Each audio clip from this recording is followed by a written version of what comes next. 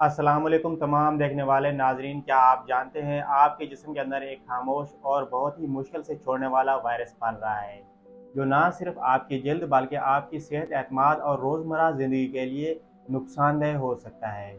जी हाँ, हम बात कर रहे हैं फंगल इन्फेक्शन की, फंगल एलर्जी या फंगस के ज़ख्म की। ये एक ऐसी बीमारी है जो आम लगती है मगर ख़तरनाक हो सकती है। आज की वीडियो में आप सुनेंगे और देखेंगे वो सब कुछ जो आपको कभी किसी ने नहीं बताया होगा। तो वीडियो को आगे पीछे मत करें और ध्यान से देखें। इस वीडियो को देखने के बाद बताए गए तरीकों की मदद से आप किसी भी ज़ख्म को जल्द अज जल्द ठीक करने की सलाहियत रखेंगे। ये वीडियो हो सकती है आपकी जल्द, जिस्म और ज़िंदगी की हिफाजत का ज़रिया। सबसे पहले बात करते हैं कि फंगल इन्फेक्शन चीज़ क्या है। फंगल इन्फेक्शन, जिसे आम ज़बान में फफूंदी लग जाना या खुजली की बीमारी भी कहा जाता है, ये एक किस्म की बीमारी है जो फंजाई नामी जरासीम की वजह से होती है। ये फंजाई गर्म नम जगहों पर बहुत जल्द बढ़ते हैं, जैसे पसीना आने वाली जगहें, जल्द की तहें, नाखून, सर की जल्द या जिस्म के प्राइवेट हिस्से। अब बात करते हैं फंगल इन्फेक्शन की इकसाम पर, इनकी कौन कौन सी टाइप्स होती हैं और साथ ही इनको एक्सप्लेन भी करते हैं। इसकी सबसे पहली किस्म है रिंग वॉर्म्स या टीनी कार्पोरस। इसके जल्द पर गोल चक्करदार निशान, बहुत ज़्यादा खुजली, आमतौर पर पेट, बाजू या कमर पर होते हैं। इसकी दूसरी किस्म और नंबर 2 किस्म है एथलीट्स फिट टीनी पैडस। पाँव में उंगलियों के दरमियान जलन, खारिश, स्मेल अक्सर जूते पहनने वाले या पसीना आने वाले लोगों में इस किस्म का मसला बनता है। इसके बाद इसकी नंबर 3 पर एक और किस्म है जिसको जॉक इच या इसके साइंसी नेम में टिनी क्रोरस कहते हैं। इस किस्म में रानों, टांगों या प्राइवेट एरियाज में शदीद खारिश, रेडनेस और नॉर्मल स्वेलिंग भी हो सकती है। इसकी चौथी किस्म है जो खास तौर पर बच्चों में ज़्यादा होती है, स्कैल्प फंगस। इसको साइंसी नाम में टिनी कैप्टस कहते हैं। बच्चों में आम होती है, सर में खुश्की, खदरी या बाल वगैरह गिरना हो सकता है। पांचवी इसकी किस्म को कहते हैं नेल फंगस या ओनिचोमाइकोसिस, इसका साइंसी नेम है। नाखून पीले, मोटे, कमज़ोर हो जाते हैं और नाखून का स्ट्रक्चर बदल जाता है या ख़राब हो जाता है। इसकी छठी किस्म खवातीन या शुगर वाले मरीजों में होती है।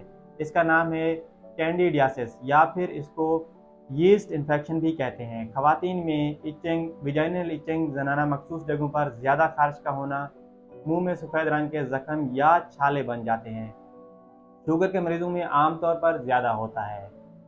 ये इन्फेक्शन जिस्म के करीबन हर हिस्से को मुतासर कर सकता है, लेकिन ख़ास तौर पर पाँव, हाथ, गर्दन, बगलें, प्राइवेट एरियाज, नाखून, हाथ पाँव के नाखून, सर की जल्द, मुंह के अंदर छाले निकल आना, बच्चों में नाभि एरियाज पर बहुत ज़्यादा मसला बनना, जिससे काफ़ी मुश्किलात और तकलीफ़ का सामना करना पड़ता है।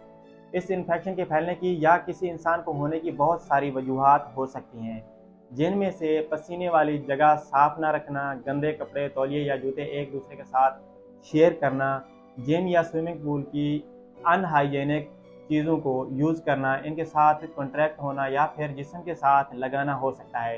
ह्यूमिडिटी में रहना, शुगर के मरीज़, एंटीबायोटिक्स का बार बार या ज़्यादा इस्तेमाल करने से क़ुव्वत मुदाफ़ियत या इम्यूनिटी कमज़ोर रखने वाले लोगों को भी हो सकते हैं ये इन्फेक्शन। इन इन्फेक्शंस से बचने की एहतियाती तदाबीर या फिर प्रिकॉशंस क्या क्या हैं, जिनको मद्देनज़र रखकर आप अपनी हिफाजत कर सकते हैं। रोज़ाना नहाएं और खुश्क कपड़े पहनें, गीले कपड़ों से परहेज़ करें, जूते और मोज़े बदलते रहना, तौलिए, कंघी या नेल कटर एक दूसरे के साथ शेयर ना करें, मुतासरा जगह को खुजाने से बचें, कपड़े धोकर सूरज की रोशनी में सुखाएं,